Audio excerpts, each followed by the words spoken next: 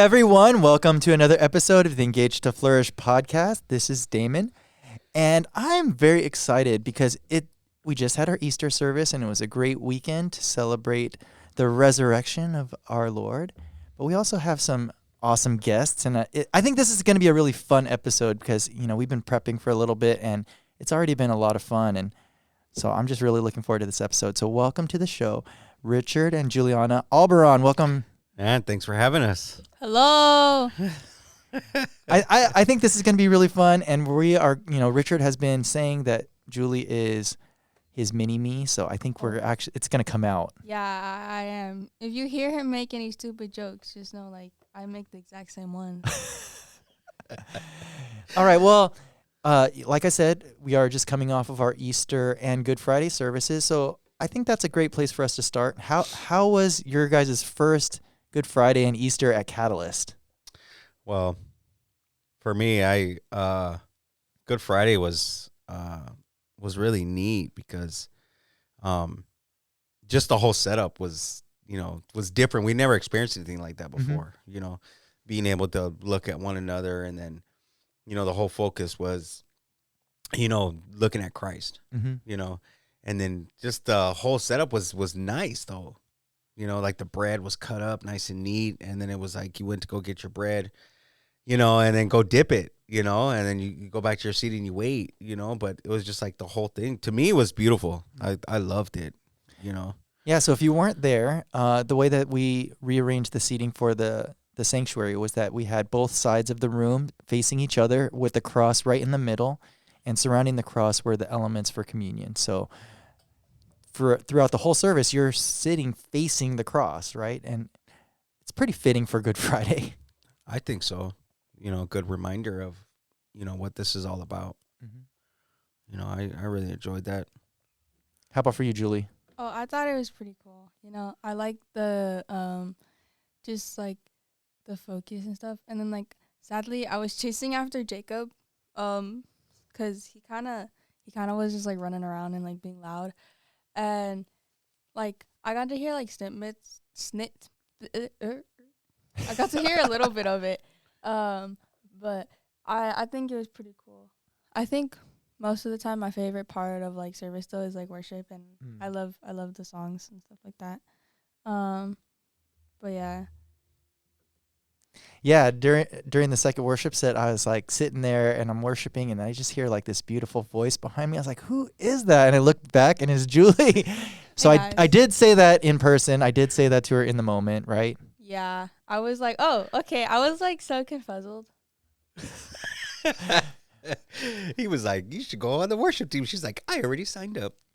Yep, she already signed up. Good thing we had the ministry fair the week before. Yeah, but I know you still have to wait though to see. Yeah, I think you'll get there. I think you'll get there. I think so. You're pretty musical, right? Because you play instruments, yeah, you sing, Yeah. Oh, I don't sing technically, but I mean I can. I'm capable. I mean everybody's capable of it. Yeah. So Good Friday was a good opportunity to hear Garrett speaking again too. Shout out to Garrett. Great job. Just taking us through the stations of the cross, Jesus' journey to the crucifixion. But then, with every Good Friday, Sunday's coming, right? Friday is not the culmination of the whole thing. The culmination is Jesus' resurrection. The tomb is empty. So we had our Easter service on Sunday. How was that for you? Was it a little crazy? Well, I was actually, because I was in the class, so they were all hands on deck. So I was in the class with the kids. So, I got to volunteer and, seeing some of the crafts and stuff, which I thought was really neat. They did a good job, and, on the object of lesson and stuff like that. So it was really good. It just looked like the class next to us was crazy. They were expecting us. Stephanie was thinking about we were gonna have a crazy class, and they all grew up and went next door. So it was nuts over there. Yeah, I heard the Pride had 24 kids, and normally there's 12 to 14, so it's almost double the size. Yeah, that. And then they're those guys were handling it. They did a pretty good job. So yeah, so we had it pretty easy. So that was I don't know, it was a blessing for me. I was man, just to get to see, and so Yeah, that was pretty much my Easter Sunday. So For like me, like when I was like, cause I had to go to like the overflow room, with my class. Like we were just like, the youth. I'm still learning the name. And I was like watching it, and then I see like that the little kids are gonna do like their little song or The whatever. singing? Yeah, and then I see my little brother Richie. He's not doing nothing. He's standing there, barely even trying. And then I see Jacob, and he has all the energy, but he's not listening.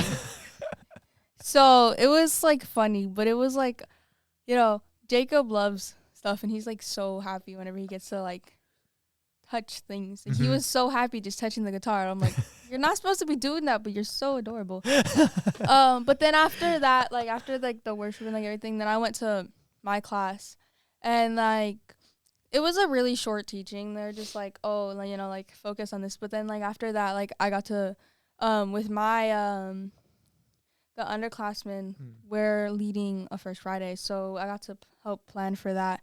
Cause me, like, like me and like a couple other kids. Oh, you can use names if it's good. Okay, Yeah. Okay. No, I was like confused. So me, Spencer, and Troy are gonna be like leading like the teaching, like the main part for First Friday, and yeah.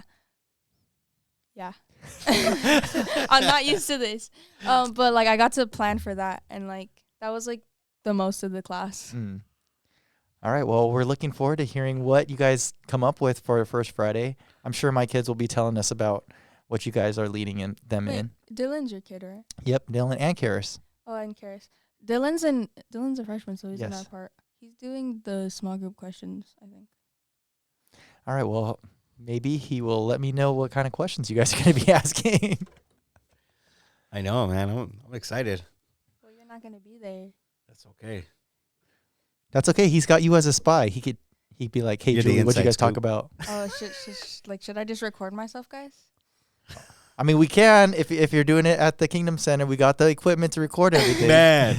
No, Julie's first time on stage. yeah, because it's gonna be Troy's gonna go first, and I'm gonna go second, and then after Spencer's done talking, I'm gonna go back and like finish it and like the conclusion, and then the small group people are gonna come up. Oh, that's cool. That sounds like it'll be a good time. Yeah. Oh yeah, it's gonna be neat. All right. Well, Easter story is all about Jesus and his resurrection and the new life that we can have because of his death and resurrection. And so it's totally interesting, some of the timing of everything. So kind of this episode kind of got birthed, I guess, at the ministry fair.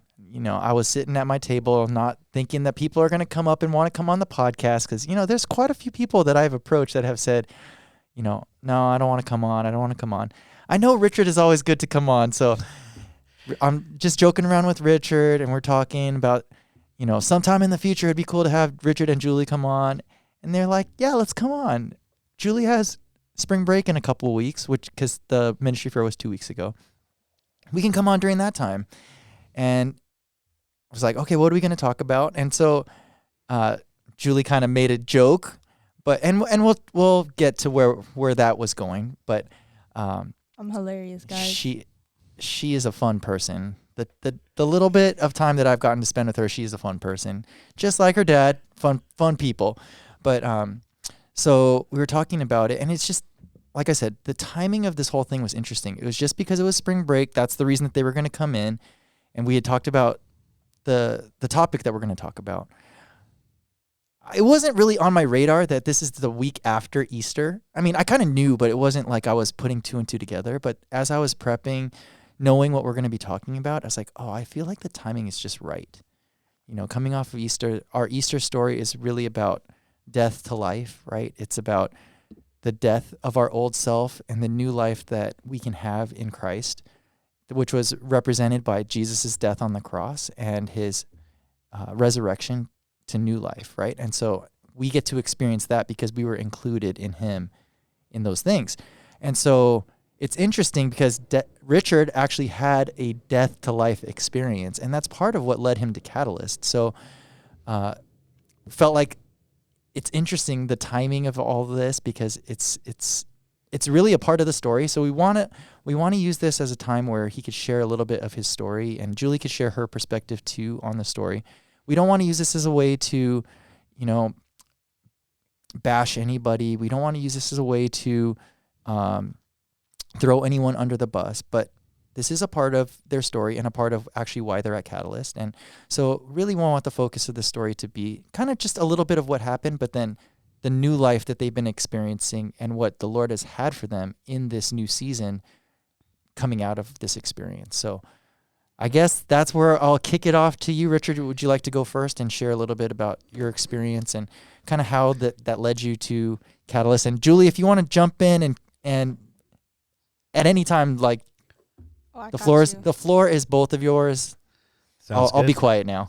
Sounds good. Sounds good. All right, so where to begin? Well, why don't we just say it was your birthday? We'll start on your birthday. Yeah, so August 31st. How old were you turning? That's not important. No, it is very important. How old are you turning?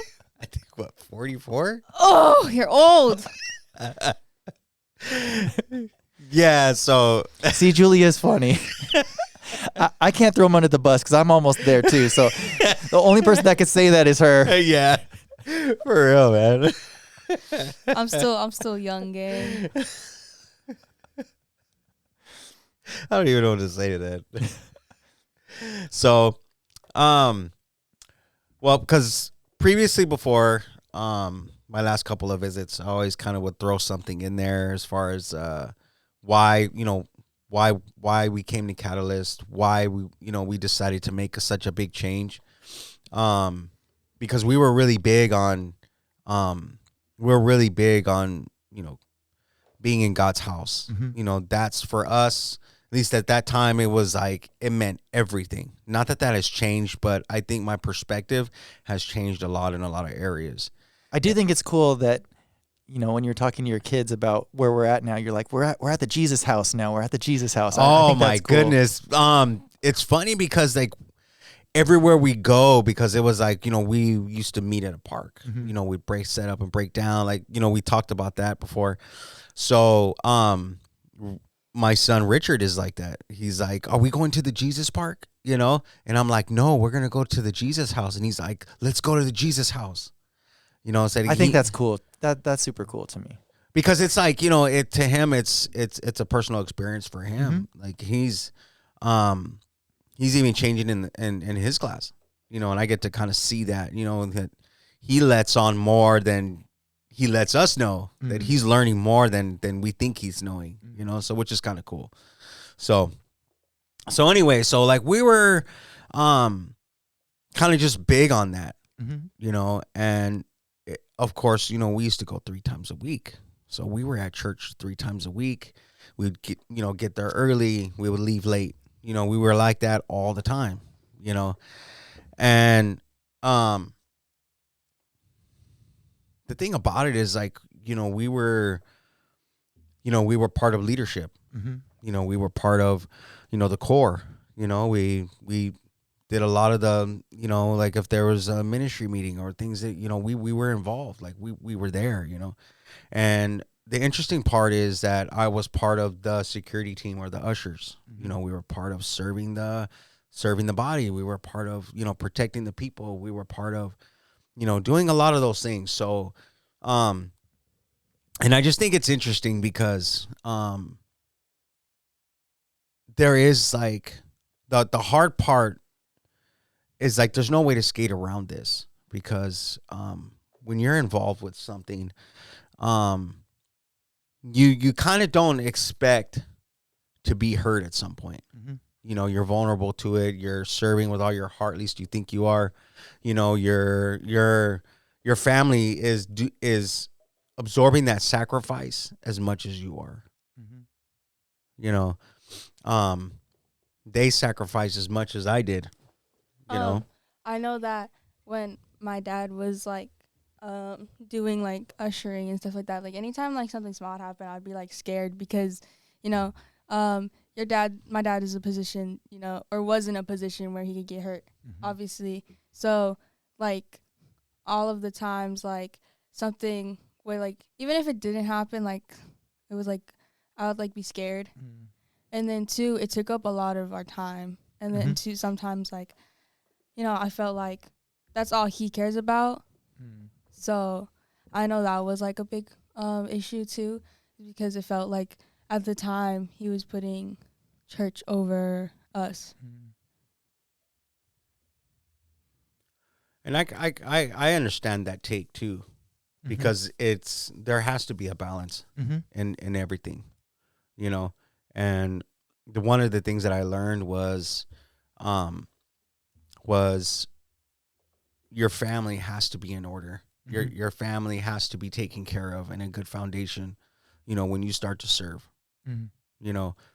but I think what happens is if you don't maintain those things, they begin to fall apart, even in ministry, and the enemy's going to come in different ways, and he's going to try to disrupt those things so that, he can, get you off track or get you offside, so I think in a lot of areas during that season, like I believe I wasn't growing anymore, and then that comes in like when the last podcast we talked about, I don't know if it was the last one, but we talked about, serving exhaustion and, being burned out and stuff like that. And you're not receiving anymore. You're just trying to, maintain the symptoms, you're not getting to the heart of the issue. You're not reaching the Father's heart. You're not dealing with these things. So, and then just in ministry alone, like for us during that time, like there was just a lot going on. It was just a lot going on. So saying all that to say this, so one weekend, it was my birthday, and my wife didn't go. She didn't go to service. The boys didn't go. They ended up staying home. Jonah wasn't feeling too well at the time, so they ended up staying home. And then Julie got dressed, and we went to, we went to service, went to church, and, same routine, hey, we were over there setting up and doing our things and setting up the canopies, setting up the mics, setting up all the stuff and setting up, gajillion chairs, doing the whole setup. And I told Julie, I was like, man, since it's my birthday, I was like, after church, like, we'll take off and we'll go get some ice cream. I was like, man, that sounds like a good thing. Like, we could just go hang out. Yeah. Me and Julie go hang out. And she's like, all right, Dad. She's like, that's a good, like, it's a good idea, So, Julie, with her big old heart, she's decides to go because we used to serve like food to the homeless and stuff like that, even on Sundays, because they would all attend church service at the park. So, we always had a good crowd come in, and, after like we would at that time, they were having some food after too. So they were having refreshments after too, because, I believe like they were doing something for the pastor's wife at the time.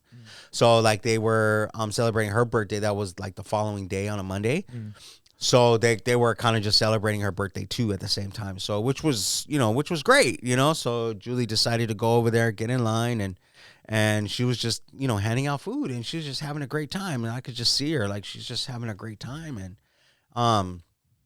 so I was just over there talking to Jason, my nephew, and, like, we're kind of just talking face to face, and we're there, and, Julie's finally done, and, I'm eating some food. So I was just like, we're standing there talking, and Julie comes and she's standing next to me. And actually she's standing in front of me, standing next to Jason. So, and we're just talking, and I hear voices behind me, and they're like, they're just like, no, no, no, no, no. And, and come to find out, like, I'm stabbed 5 times in the back. And the guy whispered, "There you have it." And I hit the ground, boom. And next thing I know, like, I'm just like, my brother's there, and he's just like, sit still, and it hurts to breathe. Like I can't breathe, and it hurts to move. And he's there, and he's like, Rich, don't move, just sit still. And as he's saying that, my whole body just calms down.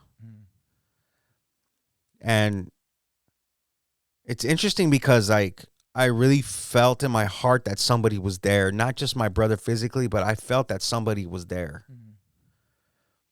And I was like, okay. And it didn't hurt to breathe anymore. And I hear just chaos everywhere. It's just chaos. And my brother's like there, and he's just, he's holding me together. And next thing I know, like, the ambulance is there, and there was a couple of other guys that got hurt too. It wasn't just me. And these guys tried to help me. They got hurt also.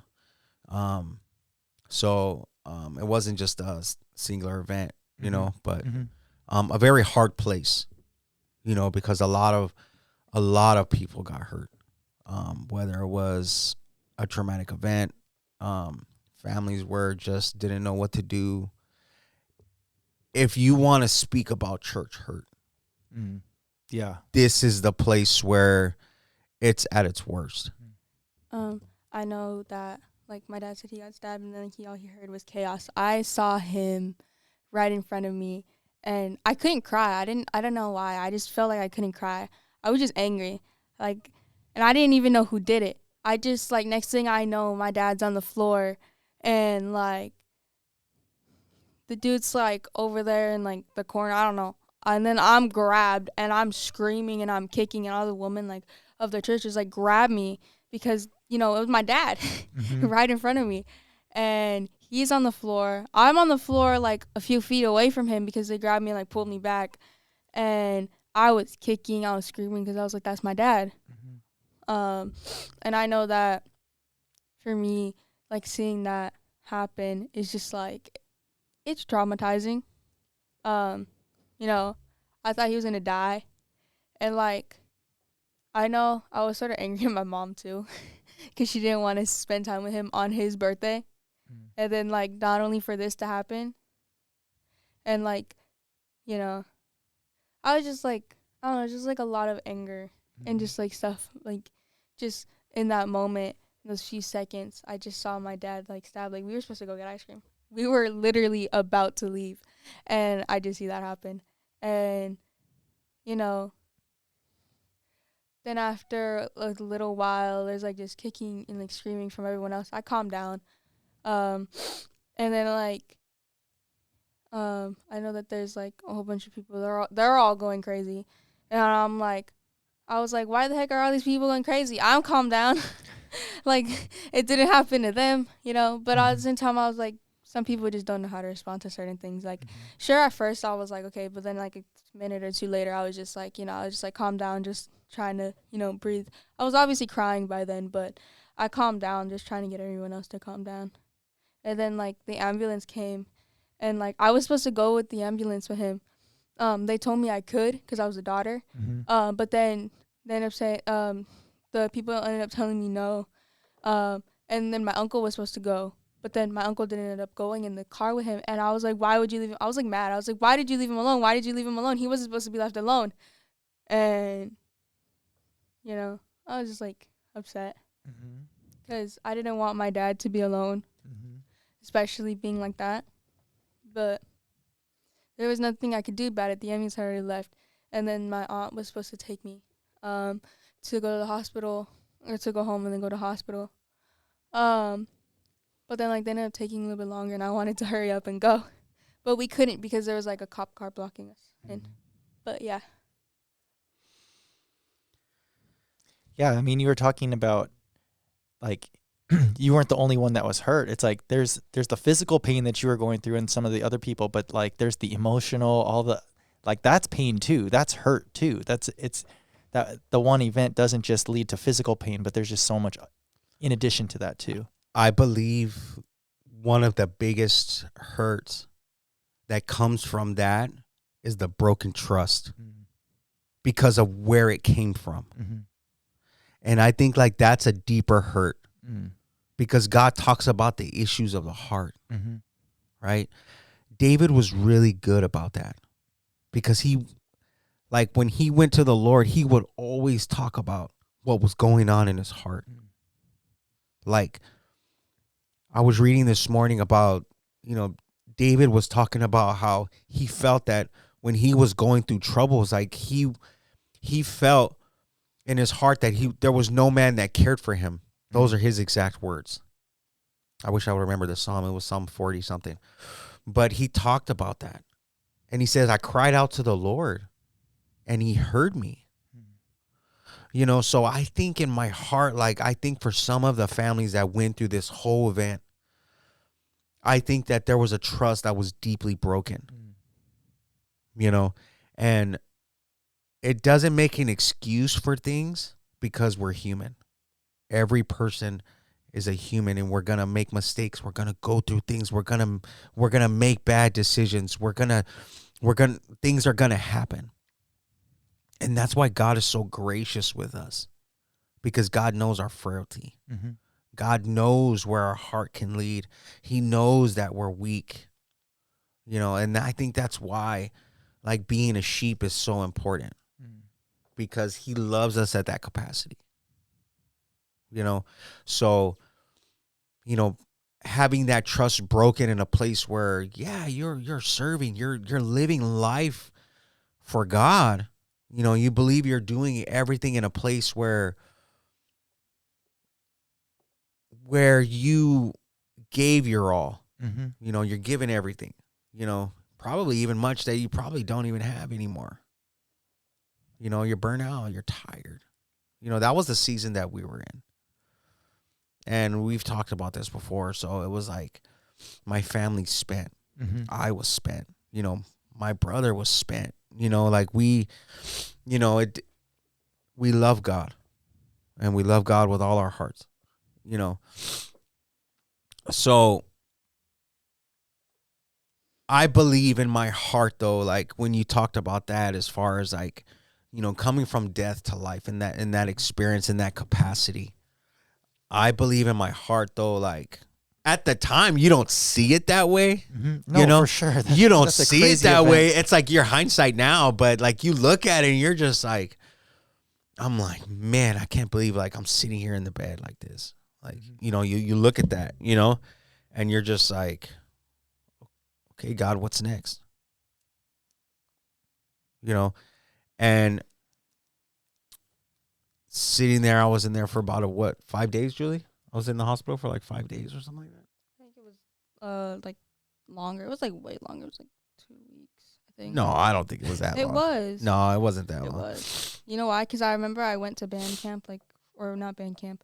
I went to the after school practices I think it was 4 like times. 5 to 7 days or something like that. It wasn't that. It wasn't like 2 weeks, but it was like 5. I think it was mostly. I think it was like 7 days. I think. Okay, well, it was a while. It was a while. It was a little bit. Anyway, It was a little bit. I don't know, but after we got out, I was about a week at the house, and I was still healing up, because they stapled me up and all that great stuff. He had So fluid in his lungs. So okay, some details were left out. Okay, so anyway. What it was I had a broken rib. I had a punctured lung, 5 holes in my back. You know what I mean? So they stapled me up. I had a collapsed lung, so it wasn't working. So they stuck a tube in there, and they were trying to get it to, inflate. They were trying to get it to do its thing, and it was taking a while. That's why they had me in there for the time that I was there, because they were concerned about it.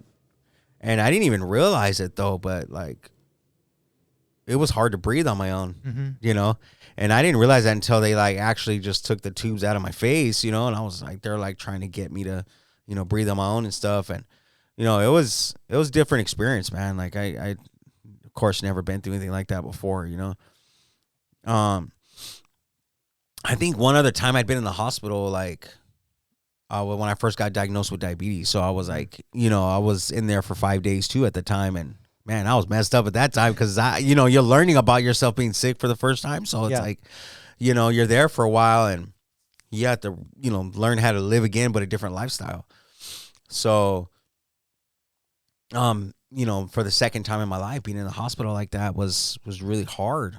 So, you know, coming out of there and, you know, like I didn't really question God at any point. Like my theology wasn't messed up. Like I didn't, you know, go, God, like I hate you because I got hurt. Like it wasn't that type of experience. It was just, okay, God, like, you know, what do we do now? You're going to have to take me where you need me to go because I don't know what to do. Mm-hmm.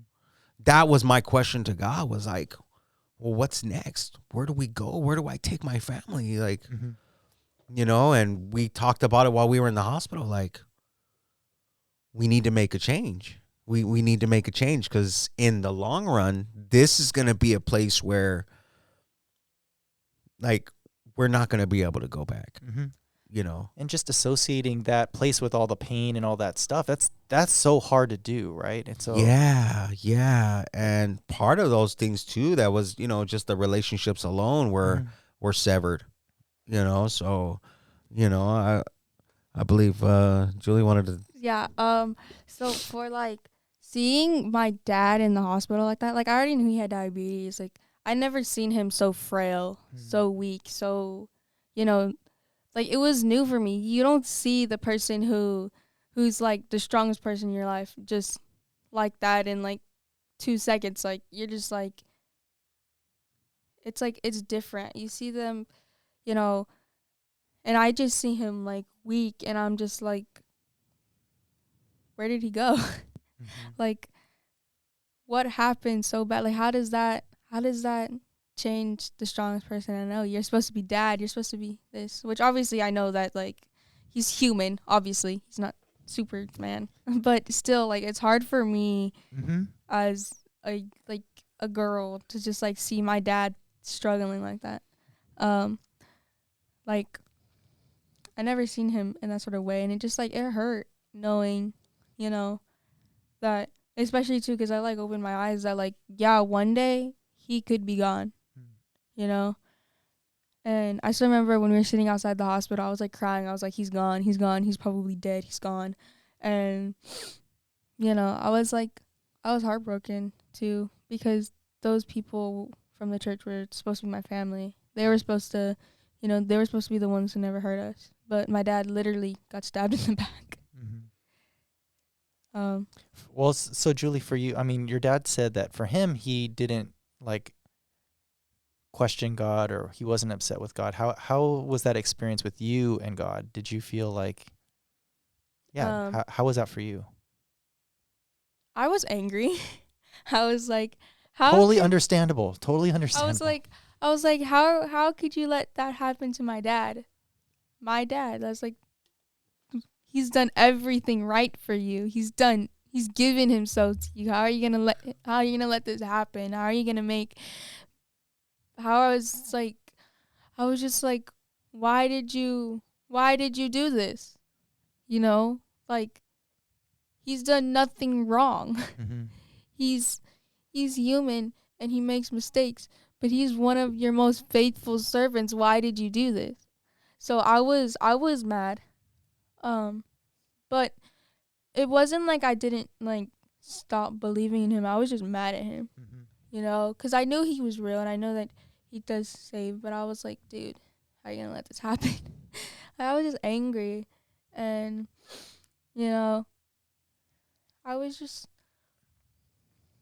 tried to ignore it, like, ignore the fact that it happened, and, like, I just tried to go on and live my normal, or as best as it could.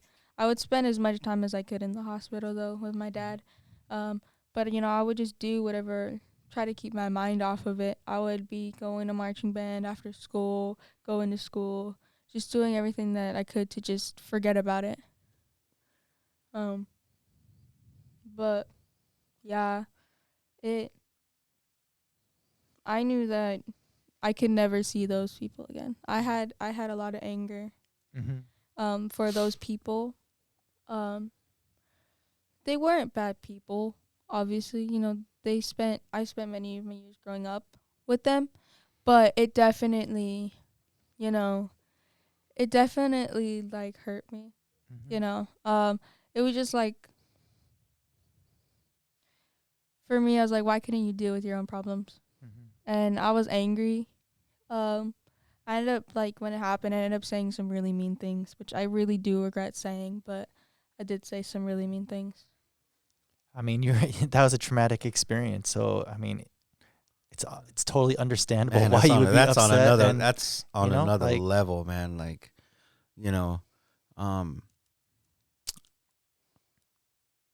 I would never try to take away from that, you know.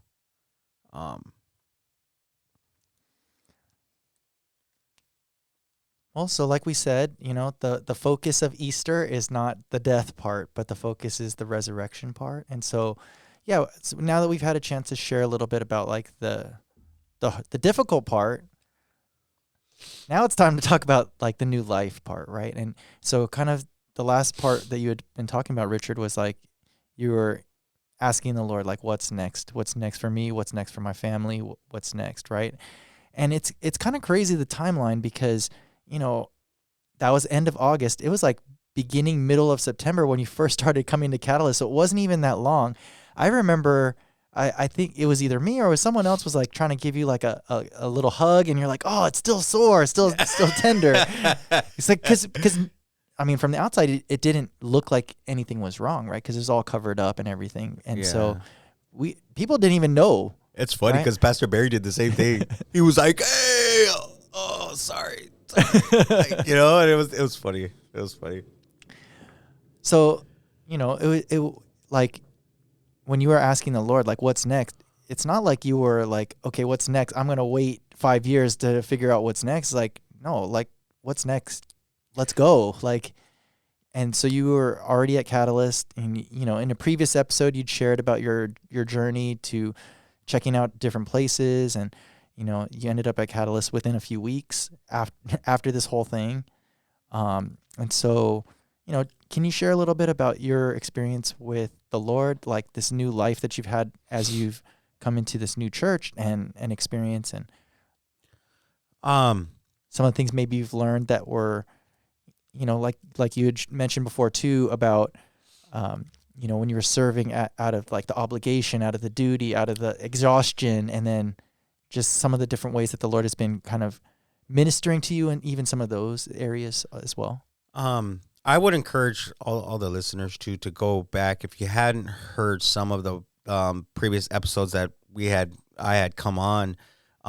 We had talked about a couple of the areas that God was kind of teaching me and showing me, giving me a new foundation.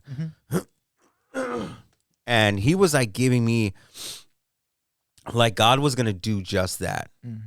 And he was going to pour buckets of not just a religious experience, but God was going to show me something that I had never seen before. Mm-hmm.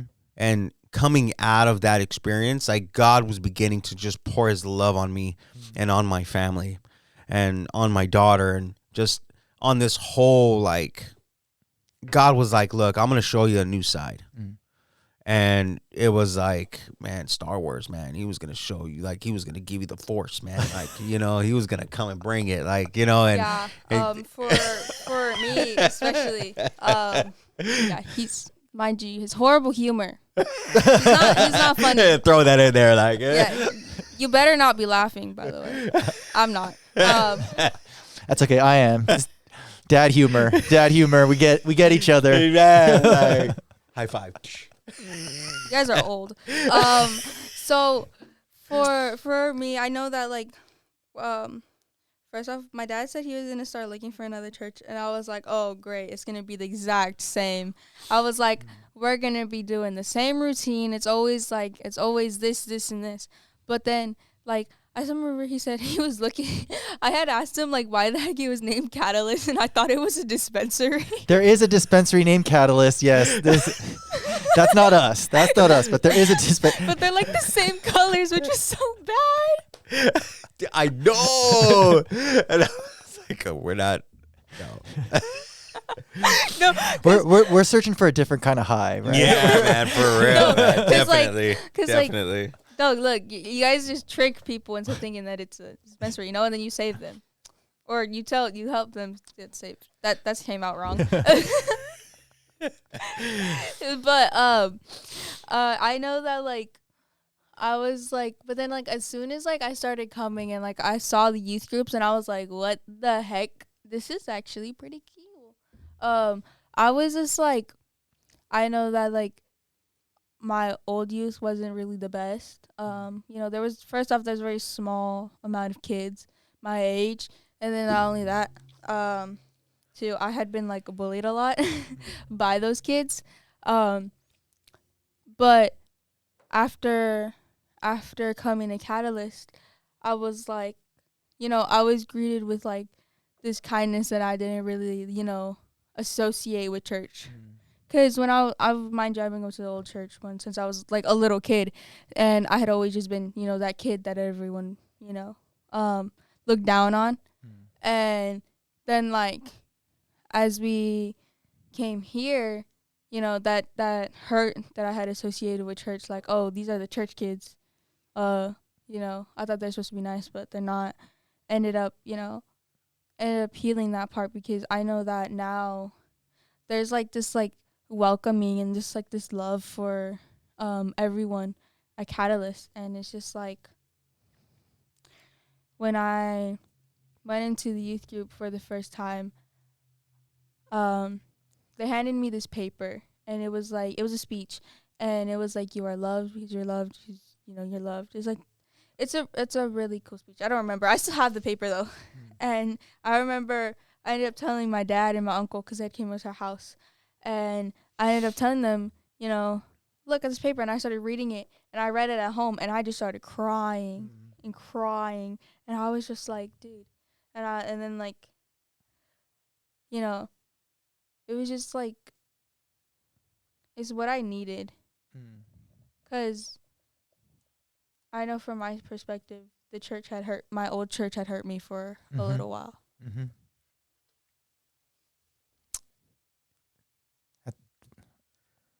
It's awesome to hear that that's your experience of our youth ministry. I know that, Jerry and Brett do a great job of trying to make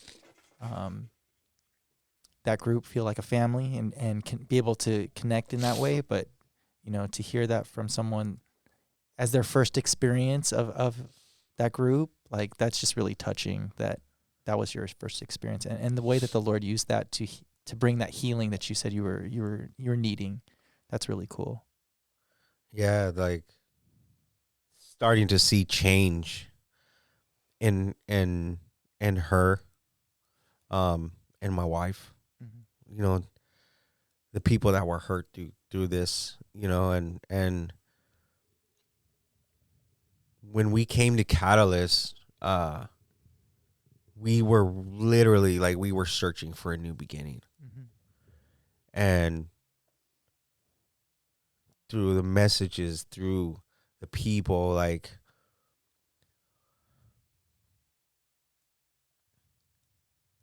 I actually like going to church now. dude, for real, like, we love coming. And I want to give a shout out to Catalyst for the love that they've given to us. Like,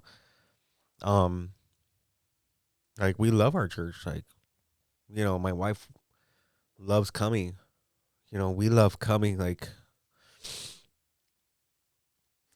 And one of these days, we're going to get Joanna to come on the podcast, too. I'm calling you out, Joanna. You're going to come on one day. And it was so funny because she used to, like, dread going to church. She would always, like, try and get out of it. But, like, now, like, when me and my dad had went to, like, and we were tired and we didn't end up going, she ended up going by herself, which was so weird because she, like, hated going to church. She would never go. Like, you could barely get her to go. And then after that, like, she wanted to go. I was like, well, who is this woman? Like, God is just doing a lot. Mm-hmm. Like, God is doing a lot, and like, God began to just show us that show us this life. you know, and I mind you, it wasn't what we thought it was gonna be, you know, like we're just, hey, we're on recovery mode, you know, Mm-hmm. but God's like, you know, because that when we came to Catalyst, like God was showing me, you know, like God is showing me, okay, so the thing is, it's like God's like, here, rest, Mm-hmm. you know, and then I'm gonna give you everything you need. Mm-hmm. You know, I'm gonna give you everything you need. I'm gonna give you this brand new foundation, and then he's gonna start building on top of it. Mm-hmm. You know, he's gonna start building on top of it. You know, and he's been doing just that. And God is showing me what it's like to live in that new identity. You know, and to build some new relationships Mm-hmm. on top of that. You know, so I believe that we're really enjoying this whole new life. You know, some areas it's like it's different because like I almost feel like you get this like feeling like you feel like you're taking advantage. Mm-hmm. You know what I mean? Like, and it's not that. It's just that love that God's giving you, and it doesn't cost anything. Mm-hmm. You kind of feel that way. You know, God's not mad at you because you didn't do this, or God's not mad at you because you Mm-hmm. it's just great. You know, like we have this new family, you know. Yes, I love those people. You know, I spent a lot of years of my life with them. You know, and I'm sorry that they got hurt, Mm-hmm. you know, but I'm happy. You know, I'm like, I hope that they're happy too. I hope that they're growing. I hope that things are good for them. You know, and you know, one of the questions I had for God was like, man, like, was God gonna save my family? You know, and He did just that. You know, God's like, don't worry about that. I'll take care of that. And no longer did I worry about it. God began to minister to my wife, began to minister to my daughter. God began to minister to the hearts that were broken Mm-hmm. and put the pieces back together. You know, and I always believed that about God, that God was the one that was going to mend the broken heart, you know. And I think that God, you know, seeing that in other people and seeing that in my family, like God was doing that to me. God was mending my broken heart, you know, and He's still doing it. You know, yeah, it's not something that's going to happen overnight, but it's the experience with God that's you're going to see God move in that, you know. And I think like that's just, you know, wonderful because our lives in the hands of the potter. You know, is that video that, Mm-hmm. you know, that he showed up there is like, that's exactly what that is. That's exactly what that is. You know, you know, that our life. And I'm seeing that firsthand, you know. So I know, like being here. I went to my first ever youth retreat.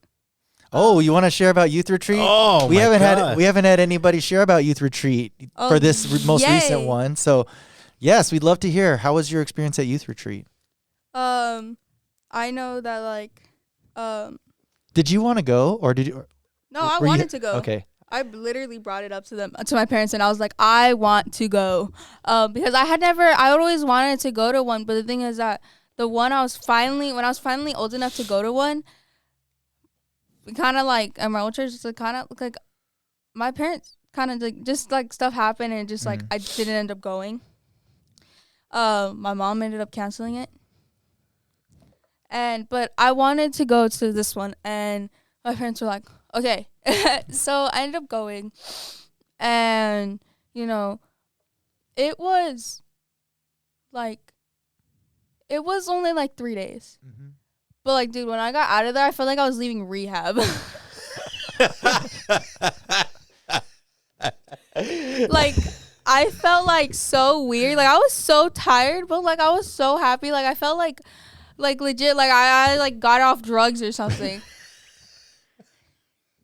Like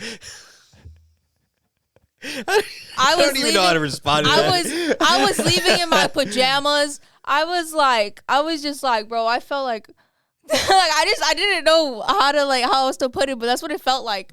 I was leaving rehab because like it's so much easier to see God like that in like those places. Like how, it's easier, like this is just my correlation. Go how for it's it. easier to not like do drugs when there's no drugs around. So it's easier to not sin when there's like a lot less things to sin with. So I was just like, and then like not only that, I was like tired because it was like fun, and then like, dude, all the boys ended up making like this like they stayed up till like late at night making like a family chart of like how everyone would be. I was one of the youngest, but like I am the youngest person there.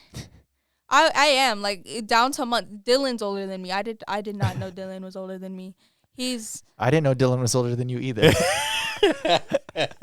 He's a little shorter than This me. is not video recorded, so they can't see that you're saying Dylan's really short.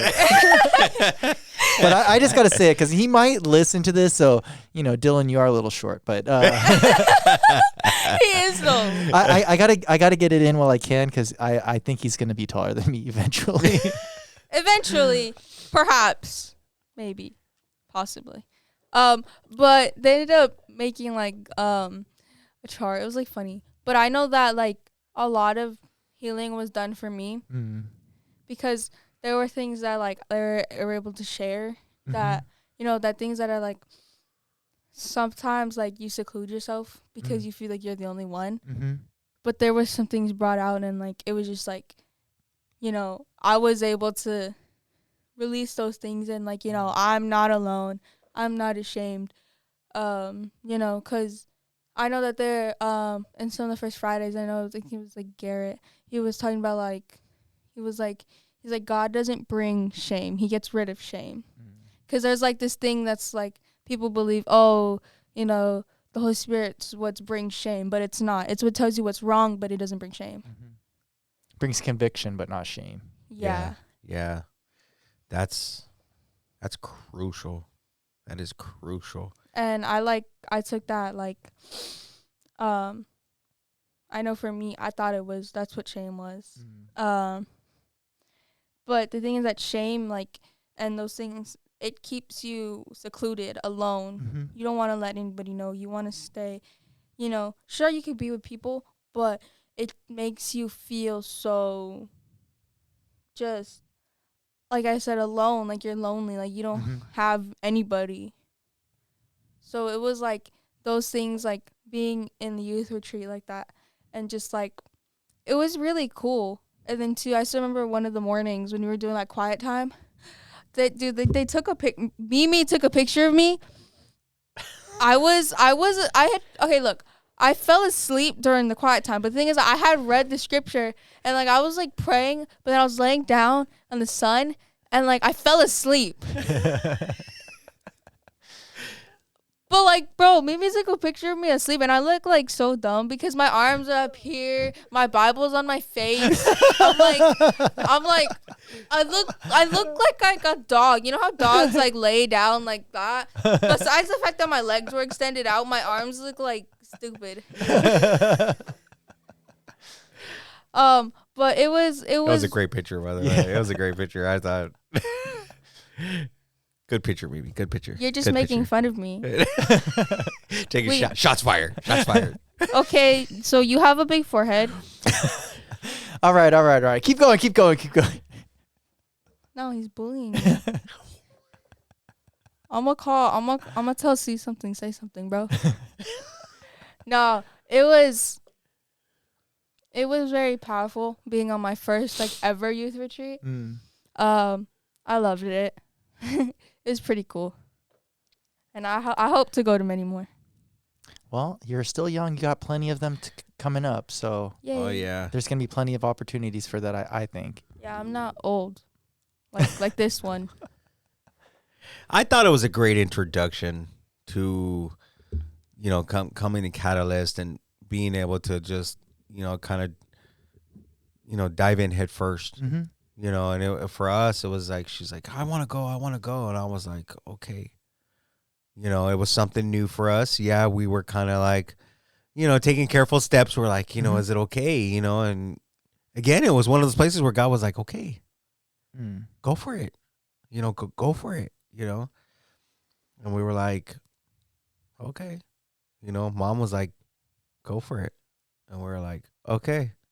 So, we were like, everything's brand new. Like, everything is brand new.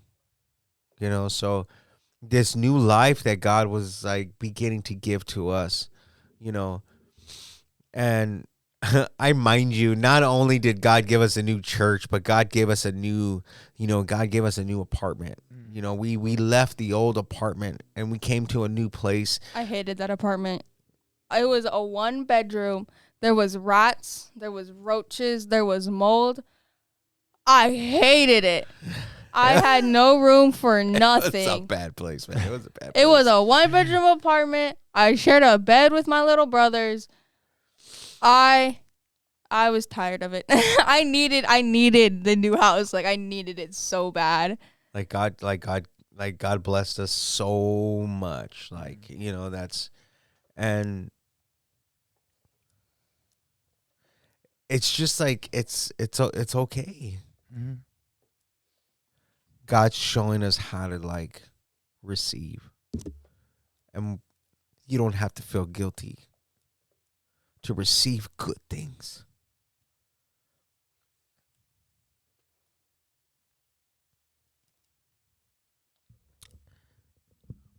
That's how good God is. And if you're going through a hard season, like, God wants to give you good things. And it's okay to grab hold of those things that God wants to give to you.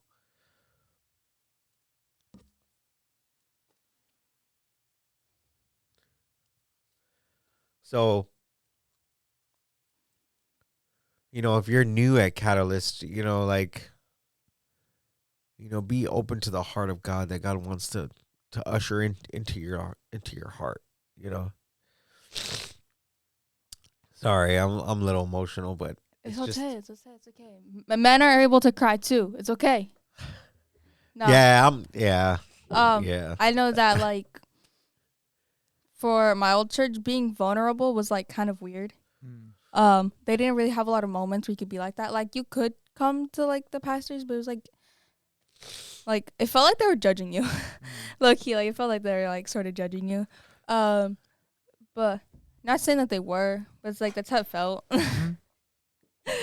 But like here, dude, I've cried more times in church than I've ever did here, and I've only been here a little bit. I've been there like my whole life. But good tears, right? Yeah, good tears. Good tears, not like sad. Like, dude, I've been able to share so much, like, and like I love share. I'm an oversharer, but it's like I need to be able to share. So here I'm really able to do that, and I love talking. Clearly, I mean, I'm on a podcast. All you do is talk. Yeah, I really like it here. Catalyst, because like I'm able to be myself. Just some nice air. Well, we are definitely glad that you and your family are here. You guys have been a big addition to our church, and just really appreciate you guys being able to share some of your story. Do you guys have any like closing thoughts that you'd like to share with our listeners before we sign off? We're coming up on an hour right now, so already. Yep, time flies when you're having a good time, Julie. But yeah, so we're just want to give you guys an opportunity to share few last thoughts. Julie will be back on sometime in the summertime with Mylene. So Yay. Mylene, I'm gonna tell her to listen to this. You better get on here because I did it. So you have no reason not to. And also you already signed up, so you kind of have to. Yes, Mylene, you told me that you're going to come on, so we're going to hold you to it. So I'm not going to forget. Julie's not going to forget. I'm going to hold you accountable as a brother holds his own brother accountable or something like that. I forgot. I used to know it by heart. Wait, what's that one scripture? It's like, I don't know. It's like a brother will hold another brother accountable or something like that. I don't remember. That's some homework for you. Yeah. But I will hold her accountable. No, be vulnerable. It's like, in order to, receive healing, you have to, give of it. You have to like, you have to be willing to open up those places that are hurting, right? Yeah. In order to be healed, right? If you always got the Band-Aid on, it's not gonna dry out. Yeah. It's gonna stay mushy and icky and moldy and disgusting. But I think imagery. I think it's cool to hear that from you because Julie, because you did go through some difficult things, and you're not speaking about that from a theory place. You're speaking about that from a place of experience, and so yeah, I just appreciate that because I do think that that's an area that a lot of people don't like to go to those places. It's very difficult to go to those places, but when we don't go to those places, they stay hurting. Yeah, I have a lot of dark stories. No. It was, what was I gonna say?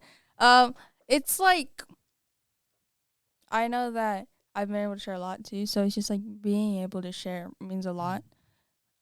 Especially too, being vulnerable means that if you be vulnerable, other people can be vulnerable too. That's just like, I don't know. That's just something to think about.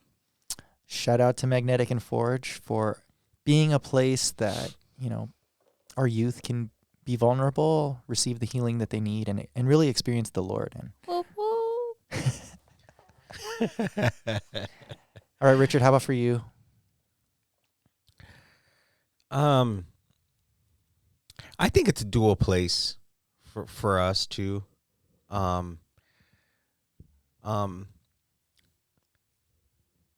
For those hearts that are really unsure in some areas when you come to God's house, like, I think sometimes like we second guess, like, or we don't give God enough credit in those areas sometimes because we're like, we come to God's house and we have this pre-notion of how God's going to move or God's going to do certain things. Those healing services are important because God just doesn't do a physical healing, but he's going to heal that heart that needs to be, that needs to be healed in a place where we can't see. God's always going to touch the places that only he can see, only he can touch. And I think that's the greatest impact in our life that God is having.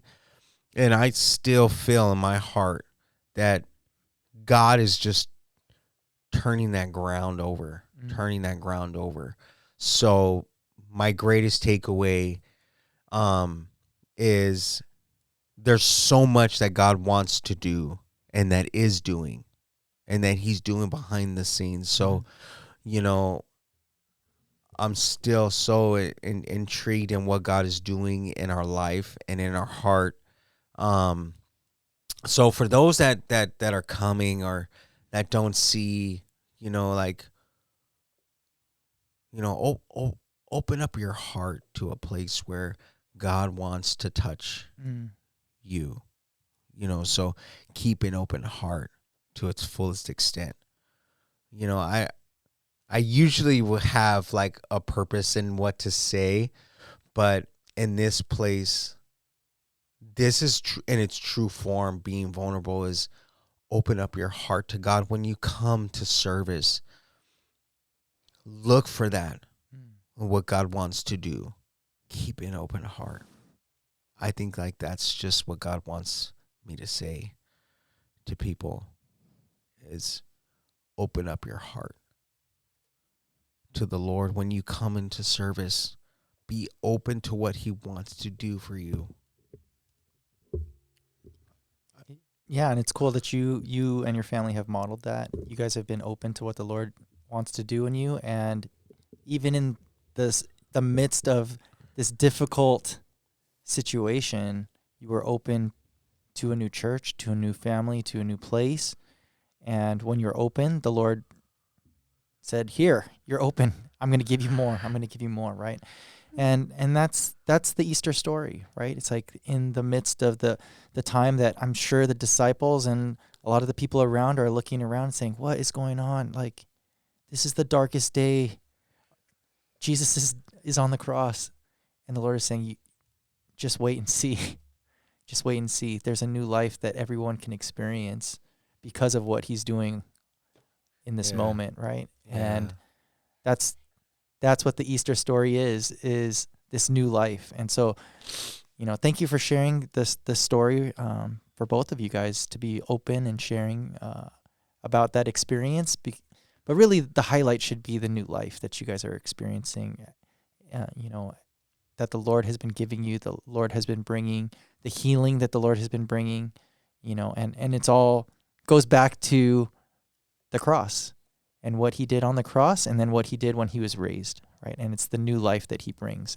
And really, that's the Easter story. It's all about new life. And so it's been really a privilege to be able to talk about this new life with you guys. And yeah, thank you for coming on. Just appreciate you guys. Thanks. You're welcome. Thank you for having me. Yeah. I don't really know how to do this. I'm not the best at this. That's okay. We're going to have you on again in the future, so you're going to have practice. I mean, Just takes practice. Everything takes practice. I've had practice before. I actually, in middle school, I had spoken in front of like all of the like younger middle schoolers, and like I had spoken over like 300 kids. So you want me to tell you something funny? So in school, I took a class that was called Media in Ministry, and like part of the project was we had to do like make our own podcast. So I did one, and my teacher was like, "I was excited for your podcast," and then I listened to it, and you're so boring. Don't be boring, bruh. I was like, "Gee, thanks." And then now I'm hosting a podcast. Like, Dude, what? See, so practice does The help. voice. Practice, The voice. practice definitely helps because, yeah, my teacher literally said, "You're so boring. I don't want to listen to you anymore." That's sad. That is. No, I did. I had to. It was because I was an 8th grader, and I did a whole bunch of speeches just for the younger group of kids, and like they would just give us some questions, and we just like free response. Bro, I messed up on one of them. It was like right in the middle, because like the first few I had done so good on, because like there was different groups, and then like after that I messed up, and then I had to do it again, and I was like, dude, I do not want to mess up. It was so funny because I like had a brain fart and just like completely forgot what to say. Well, if you really messed up, I wouldn't be inviting you back, but we're inviting you back, so that means you didn't mess up. Yay. All right, and Richard, always enjoy having you on. Thanks for coming again. Thanks Yeah. for having us, man. It's such a blessing to be here. And Damon, like you've like have given us more than you think you have. So brother, I love you more than you know. So, thanks for all that you do behind the scenes in your heart to us. So thanks for everything, man. I know it's like